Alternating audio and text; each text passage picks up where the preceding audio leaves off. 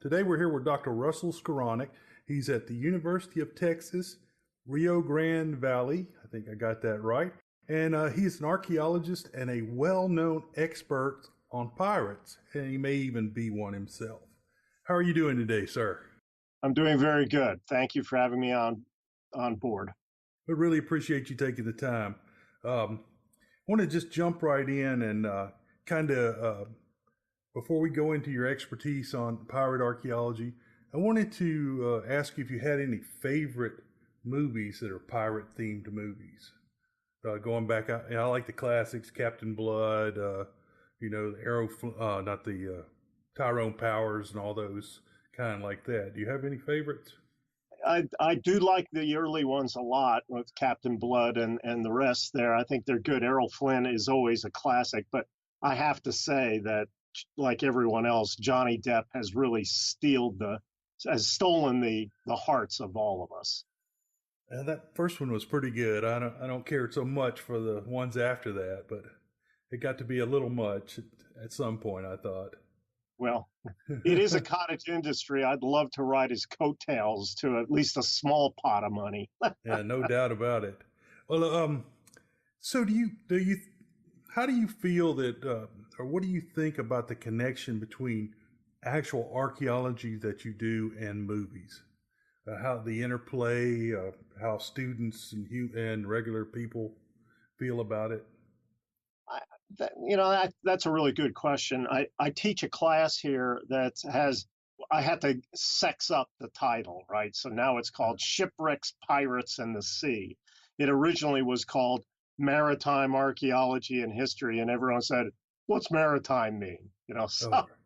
So you have to kind of tart things up a little bit to get it out there. But I think one of the important things about when you're looking at films is it certainly captures people's imagination, especially with a popular film like the Johnny Depp ones.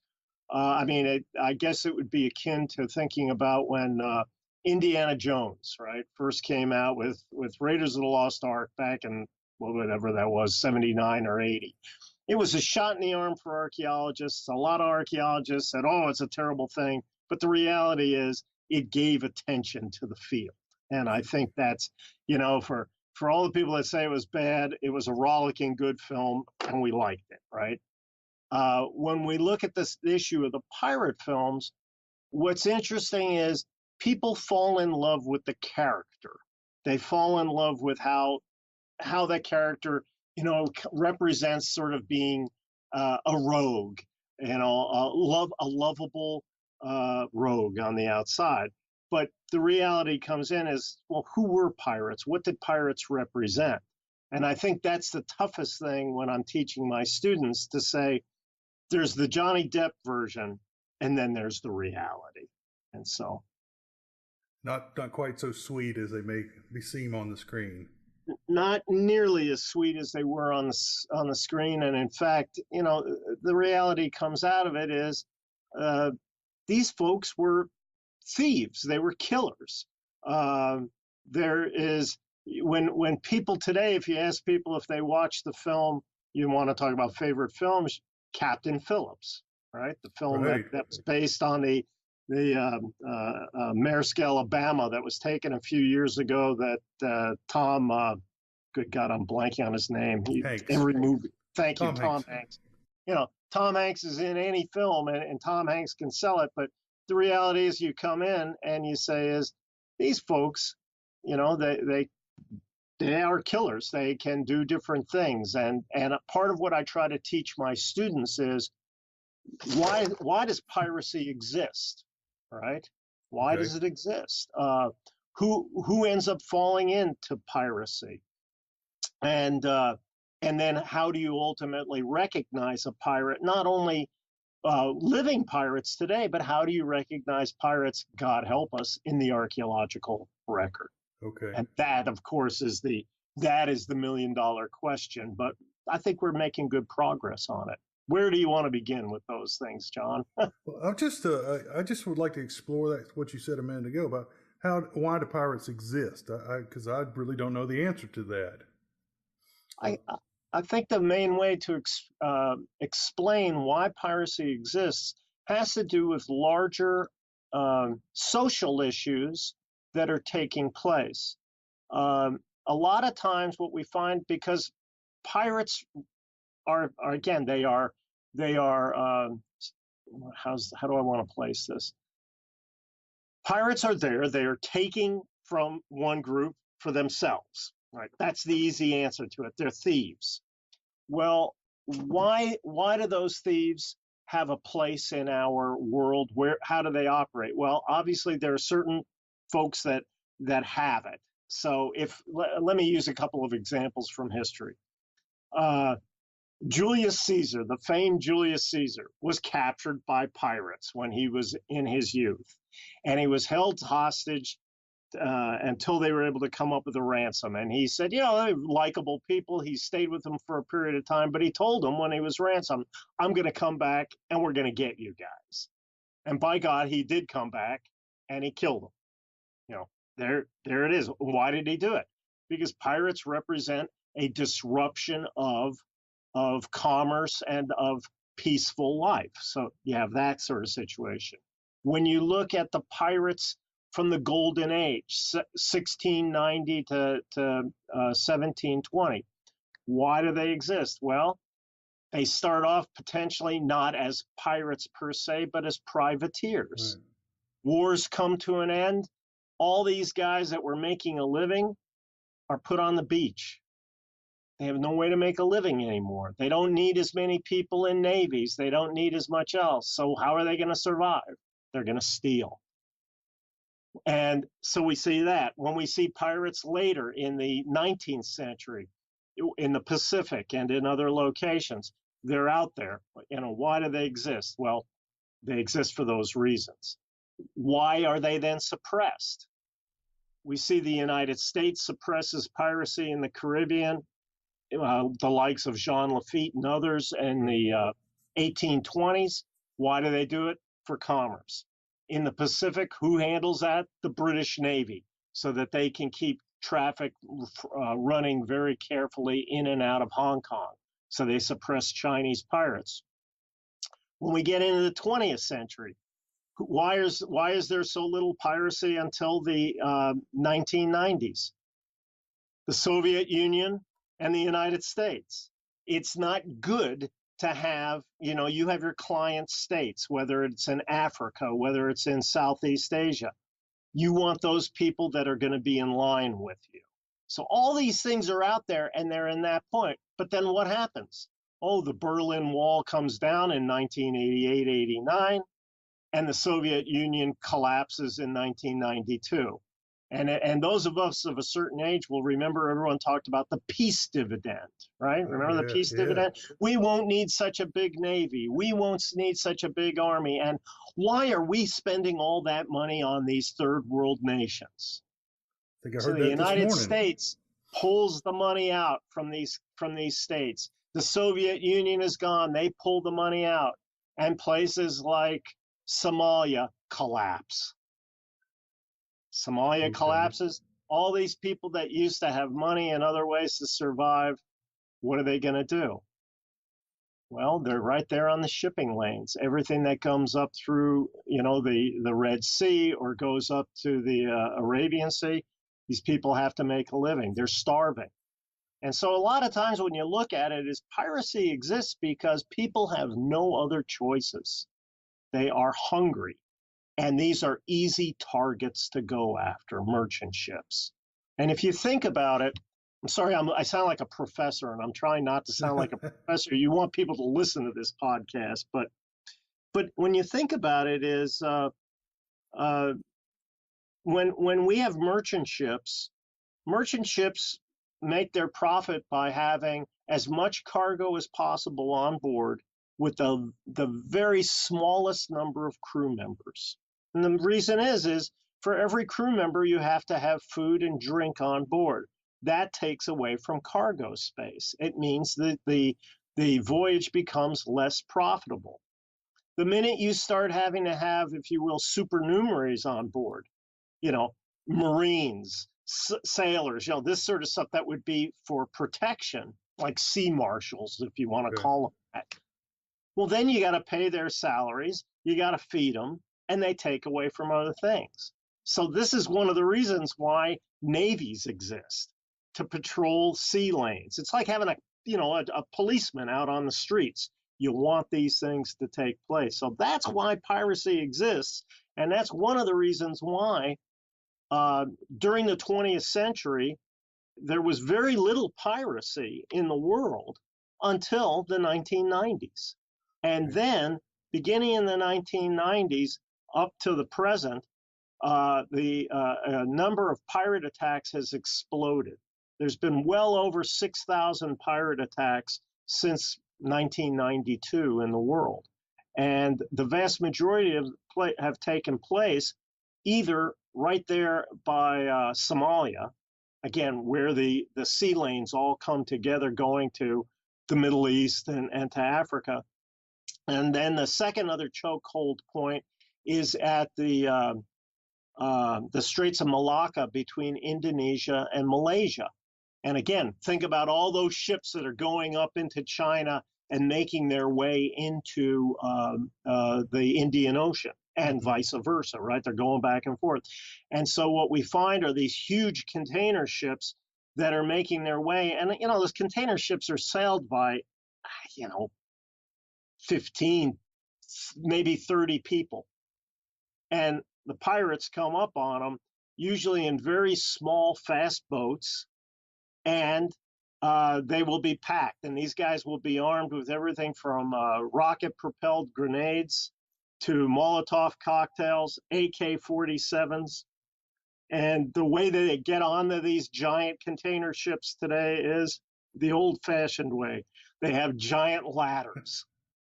And so, oftentimes when I'll talk to my students and they'll say, well, how do we know these are not legitimate fishermen? And I say, well, besides the AK-47s and the Molotov cocktails, there's a 30-foot ladder on board. There are no nets, there's nothing else. But what has been told to the people of the modern, these merchant sailors, they've been told, you're not paid to defend the cargoes. Give them whatever they want. And a lot of the times these guys will come up, they'll steal fire extinguishers, people's watches, line, flashlights. I mean, some of this stuff are very small attacks. Sometimes, though, they'll get more. And in some cases, they'll take the entire ship. People will be held for hostage, or they'll take the ship and they'll basically repaint it and get rid of it that way. So some things haven't changed in the past 300 years. It's just, how is it taking place? So that was probably more than you wanted to hear about pirates, but that's why pirates exist. They're people that are trying to survive. That made me want to sign up for your class, to tell you the truth. I'll send you the slideshows. Okay. I want to go back what you mentioned earlier. Our mutual friend, Ken Wild, mentioned to me that he thought he had found some pirate sites. And yes, what kind of information, like we ran into this when we were at Guilford Courthouse, what kind of artifact assemblage represents a courthouse? And so what kind of artifact assemblage represents a pirate site? That is I was going to say, kind of $1 million question, if you will. And one of the things that I always tell my students is how do you tell, how would you recognize a pirate, right? What goes on? And one of the key things, and I'm trying to find out something I wanted to have there. Some of the key things that we have is that you need to ask yourself, are you dealing with, and I use this with my students, are you dealing with legitimate business people or smugglers and ne'er-do-wells? And it works better, but again, we're of a certain age that you'll get it. I'll put up a picture from The Godfather, right? And there's the Godfather saying there, and then I have a picture of the three sons leaning against a black Packard in their black suits. And there's the line of The Godfather where he says, "I'm a legitimate businessman," right? He's selling olive oil. And then I show a picture of Joe Kennedy and the Kennedy clan in the 1930s. leaning against a black Packard in their nice clothes. And you look at Joe Kennedy and you say, a legitimate businessman. He was our ambassador to Britain, right? And before World War II started. But everyone says is how did he make his money? Bringing in bootleg whiskey during Prohibition. Is he a legitimate businessman or was he a ne'er-do-well, right? It all depends on your perspective.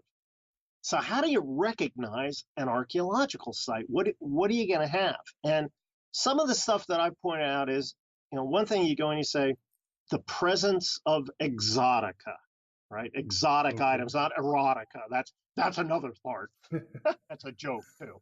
But exotica, things that are not, that you would not expect to find in a certain location. And what I mean by that when I say is, using the example of the Kennedys again, here's a good example. After 1962, I guess, Bay of Pigs, it was illegal in this country to have Cuban cigars, right? Right. And you were not supposed to have bottles of Havana Club. You could bring it in, but you're not supposed to. We weren't trading directly with Cuba. But if you found a box of cigars and Cuban rum at another point, and it was from a site that was dated before 1960, that's not illegal behavior, is it? Right? Okay. Not illegal. So some of these things we have to keep in mind is with exotic items, the spatial and temporal contexts. What might be illegal at one point may be perfectly legal at another. So it's why, as archaeologists, our control of the time is very important. How old is the site? When does it date to? The temporal aspects of it become very important.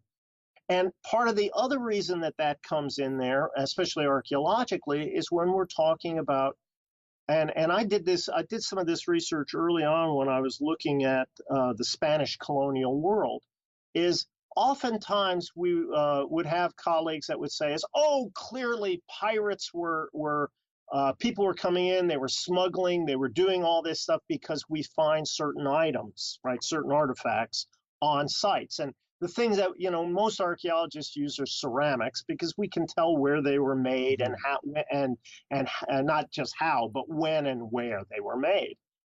Well, the problem that we have to think about is that some of these items may seem to be representative of illicit trade, but the reality is they date from a time period when perhaps there were trading alliances at that point, or someone was sitting on the throne of both, say, Portugal and Spain, right? So is that illegal at that point? So you have to be parsimonious when you think about these things.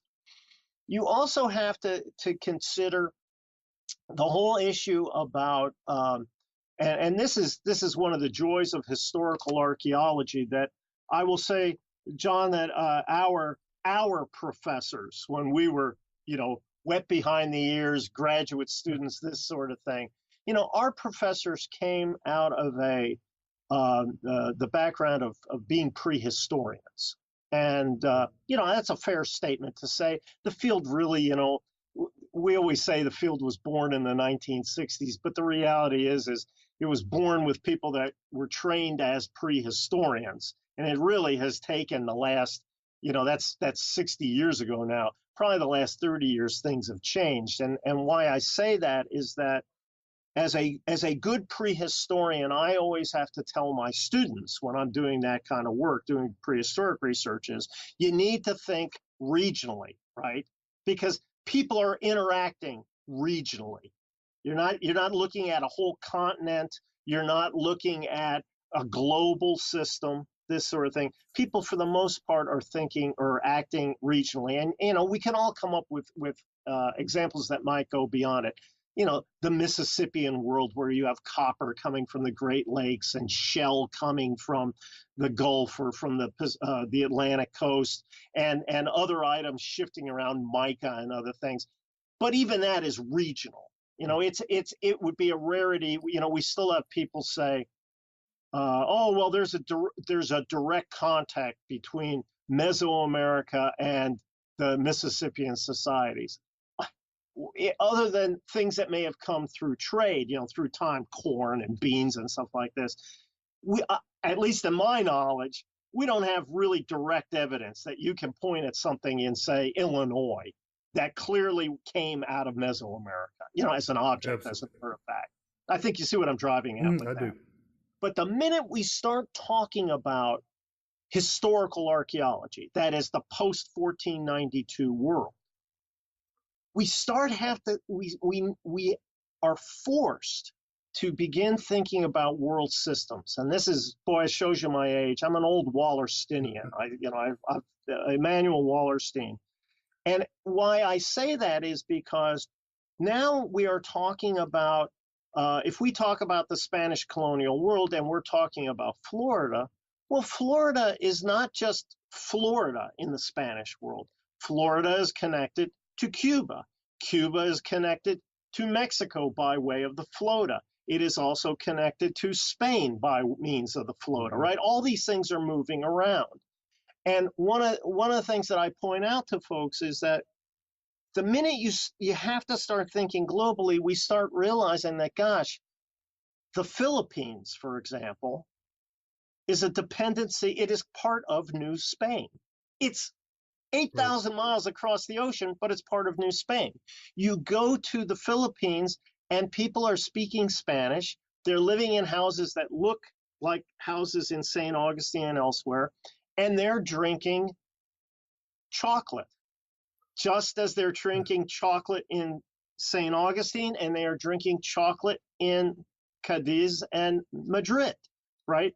It is a new world foods that are now spreading across the globe, right? You have to think globally. So when we find things like porcelain on a site in the Americas, some people say, "Oh man, that's evidence of illicit trade," depending on what culture you're looking at, right? If you're on a French colonial site, it might represent that, but it also depends on when it gets there, because there are certain times when France and Spain are allies, right? Okay. So when you think about St. Augustine, oftentimes people say, "Oh, St. Augustine, look at this French material in there coming out of Mobile, for example."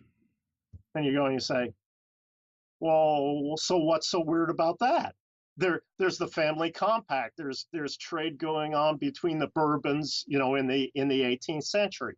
So one of the things that we fall into as archaeologists is, especially if we're talking historical archaeology and we're talking about pirates, we need to think about this. We need to know our history, right? What's going on at home in the motherland, in the mother countries, as well as what's going on out in the colonies.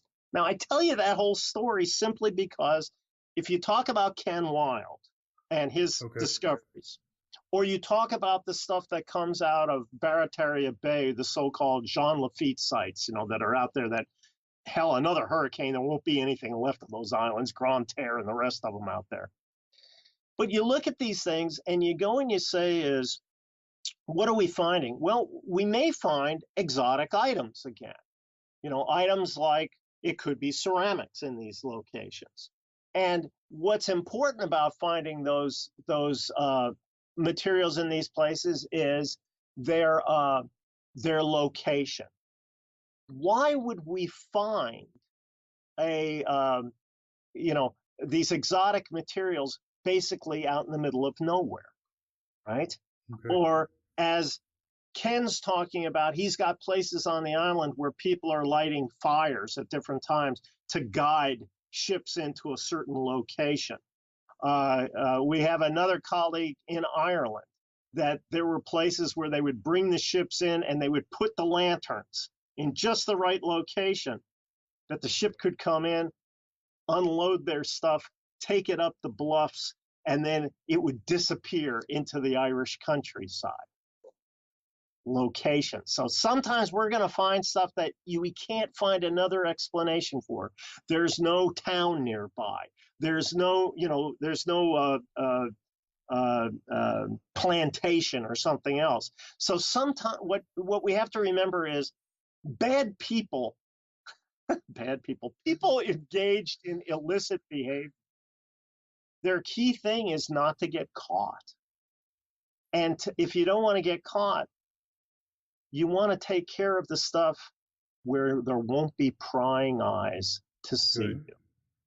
So first thing we end up with is contraband, and that contraband has to be based on our knowledge of the temporal and the political stuff, the location of these sites. Are they out of the way? What's going on with them? And then from that standpoint, we end up falling into a couple of other minor things which could go either way. And I think this is the hardest part. People have said often, well, are there specialized tools to be a pirate? Hook hands and eye That's right. patches. That's right. We used to joke, Charlie Ewan and I, who we worked on these books together, we said, you're not going to excavate a ship and find a keg filled with hooks and parrot skeletons or maybe peg legs or something like that. And the reason we say these things is that the reality is there are no specialized tools per se that says this is a pirate, right? Yeah. The items that we find on vessels that we've recognized as pirate ships or other things are not so much specialized as they are specialized to, what do we want to say, largely anti-personnel materials, to stuff to scare people, to try not to damage the other cargo that you're going to steal too much. And but they are also the sorts of things that you would find on naval vessels, where again they're trying to stop people from doing things, or on some vessels that might be engaged in perhaps they're carrying a cargo that's highly, what do I want to say, a perishable cargo.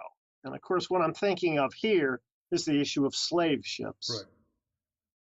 Now, slave ships are one of the things that when we start talking about transportation, what ships or what kind of vessels are chosen by pirates? And the key things that we have to think about is they want vessels that are very fast and hopefully of shallow draft. And let me try to talk about that for a moment or two. You want them to be fast because the key thing that pirates do not want to do is get into a firefight with a naval vessel. Right? They large numbers of these folks had served in the Navy. They know what Navy ships can do. They know that Navy ships are armed with usually a great variety of different armament, everything from large guns down to small swivel guns. And the reason is there's the right tool for the right job, right? On pirate ships, again, they want to have enough guns to necessarily to just cow people by shooting over their bow or something like this. But they don't want to take up space. And most of all, these guys just want to get their booty and run. But a number of the vessels that have been found, that have been identified as pirate ships, for example, the Witta off of Cape Cod, Sam Bellamy's ship, or the Queen Anne's Revenge off of Morehead City and the North Carolina coast, Blackbeard's vessel from a year later, 1718. These have both been identified as in their previous incarnation as being slave vessels. They were used for carrying perishable cargoes, human beings, on the Middle Passage from Africa to the Americas.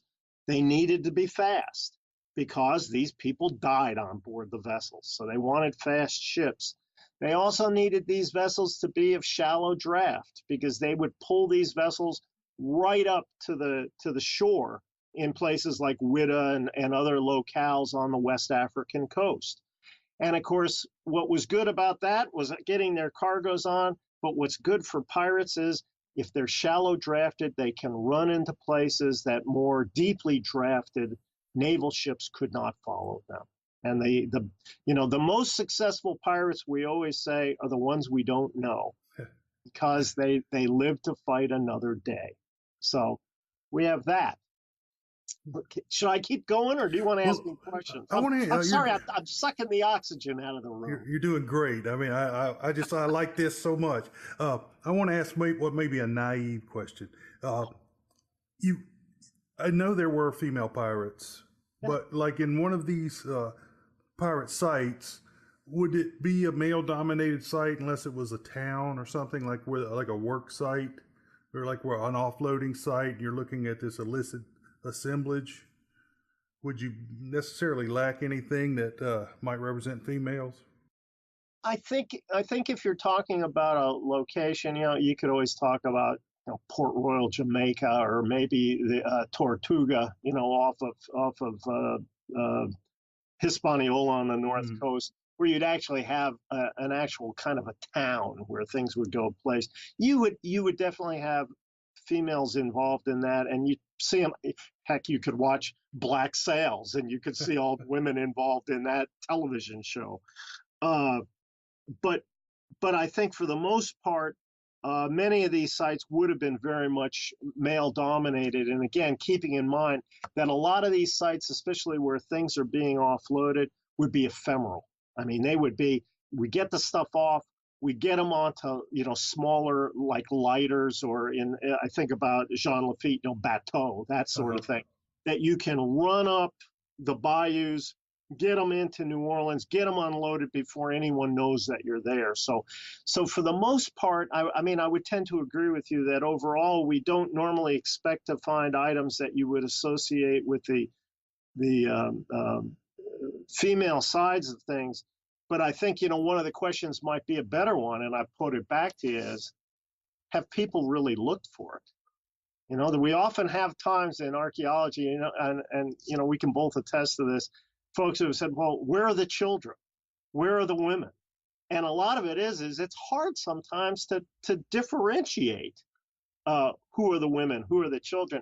And I think some of the things, going back to your original question, we often base our views of what we're going to find on movies or popular books. Right. And boy, that's a mistake, because our concept of what items we would associate with women are based on our experiences from the 20th and 21st centuries. And the further back in time we go, it really requires a whole lot more time, not just digging in the documents, but I mean, even looking at paintings, or looking at Hogarth's engravings.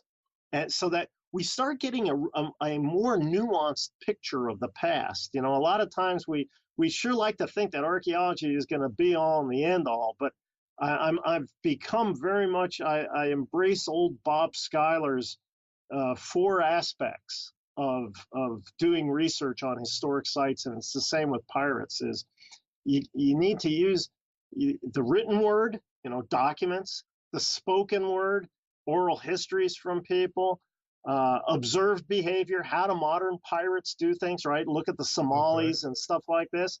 And then the preserved behavior, the archaeological record. How do these things all come together? And like I said, God, I'm quoting guys like Bob Schuyler. You can think about Walter Taylor, the same thing with the conjunctive approach, bringing this different lines of evidence together to try to say, do we have women visible? How would we recognize them? And I'll tell you, it would not be easy. Right. So sorry, I'm wrecking it for people. So Well, well, let me follow up just along that line. Pirates were. Could you tell me a little bit, or tell the audience a little bit, how diverse pirates were? I know you mentioned Sam Bellamy a while ago, and it's something they might sure, like to know. pirates are interesting because they come in all stripes. We had African pirates, people that had been previously enslaved that become pirates here in the Americas and elsewhere.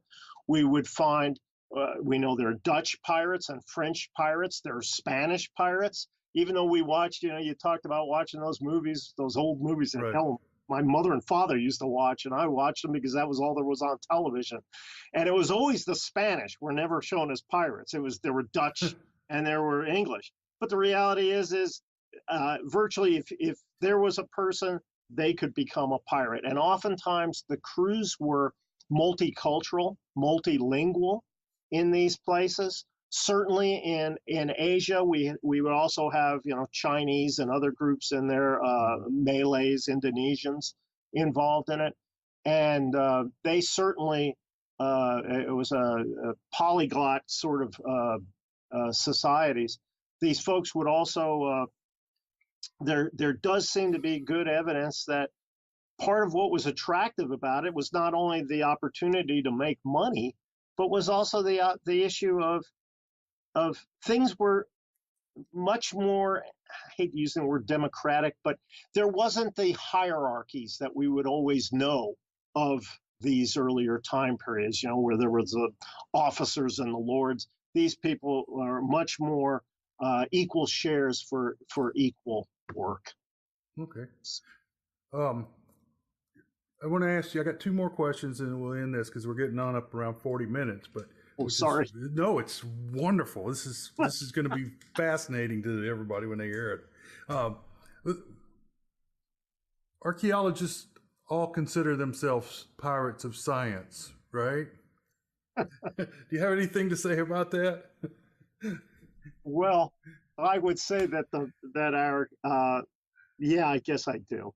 Archaeologists are, you can call us the pirates of science, and I like it. And maybe we're pirates of science because coming out of a training as anthropologists, and I'm sorry, I got to wear my professorial hat for a moment.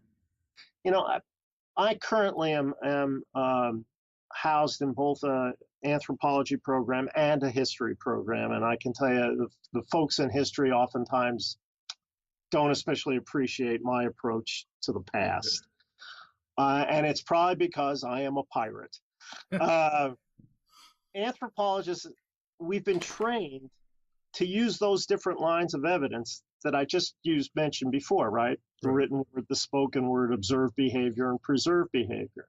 We've also been taught to understand what is culture, right? And that how we learn it, it's our way of adapting to our environment. And the fact that we work with people who are geologists and environmental scientists to help explain the phenomenon that we're seeing for the world that we're living in. I think for us to understand pirates requires, as you said, taking a little bit from here and a little bit from there to make a more complete picture of the past. And I feel that, and you're gonna say, you're plugging the books, but we Charles Ewan and I did those two books, X Marks the Spot, The Archaeology of Piracy, and Pieces of Eight, More Archaeology of Piracy. I swear we're going to use every line from that if we live long enough. And one of the things that we, as we looked at that book and we said to folks, how would you, how would you recognize pirates? And we went through these things that you and I have been talking about now in the last 40 minutes. And we've said, you can't base it on Johnny Depp movies. You can't base it on Sabatini books and films. You shouldn't do that. And you can because it's exciting. Everyone likes a good story. But what we need to do as scientists is bring the preponderance of evidence together, as Ken Wilde's attempted to do, as others have attempted to do in other places. How did they know ultimately it was the Queen Anne's Revenge? What did they find on board? What is the preponderance of evidence that pushed it and said that that's what it was? That's what we need to do. And I think what becomes important for us then is to say, so how do we recognize them? Do they have specialized clothes? Does everybody have an eye patch and a peg leg and a hook? Of course not. But you know what? Sailors in that time period, and to this day, in that time period, it was not uncommon to have people with peg legs, with hooks. And why was that? They lost them at battle. They would have been in the Royal Navy, and they'd keep on. If you think about Long John Silver, he talks about how he lost that leg, and it was because he was serving in the Royal Navy and his leg was carried away. And oftentimes they kept people on in the service because they could still do their job as a cook with one leg, right? You know, that kind of stuff. And you go and you say is, once we get away from that and you realize, are there specialized clothes? Well, of course not, because a sailor is a sailor, right? And if you think about even the modern Navy today, you have people in their full dress uniforms and they have a working uniform, right? The dungarees and the blue shirts. When they go ashore, they put on the nice clothes. Pirates, are they all walking around in their nice clothes all the time? I don't know, but I would think most pirates would say is, let's save that for when we go into town and, you know, put a noseful on. Right. So, at any rate, that was okay. So that's my answer about archaeologists being pirates. And you know what? It's a good thing. Okay. All right. Well, Russ, I really want to thank you for doing this. I think the audience is going to get a lot out of it. And I will put links to your book, both of your books, in the show notes when this comes out. And so it's good to plug your books. And I'll just finish this up with the last thing. Is there anything that I didn't ask you that I should have asked you? I think the not that you should have asked, but I often say this. Students will ask me, they'll say, well, here's this site, and look, there are coins there from Spain and from France and from Britain. That must be evidence that they were stealing from all these different countries. And I point out to students is that, well, those coins were all made out of silver and gold. They were specie. And it did not matter whose picture was on the front of the coins. What mattered was what they were made of. And so until 1855, coins minted in Mexico were legal tender in the United States. And I can guarantee you this, from having lived in Michigan and now on the Mexican border, there are times when I will get Mexican coins in my change. And God knows when I lived in Michigan, I would get Canadian quarters with a caribou on it. That's not illicit activity, except someone tried to use it in a washing machine and It wouldn't work. We'd get those pennies as far down. Was the value. Yeah. So, you know, just people should remember, we all want them to be sexy and romantic, but sometimes you got to go below the surface, and they really can be. Thanks for inviting me. Thank you very much. All right, let's cut it off there. And I just want to say, I really appreciate it.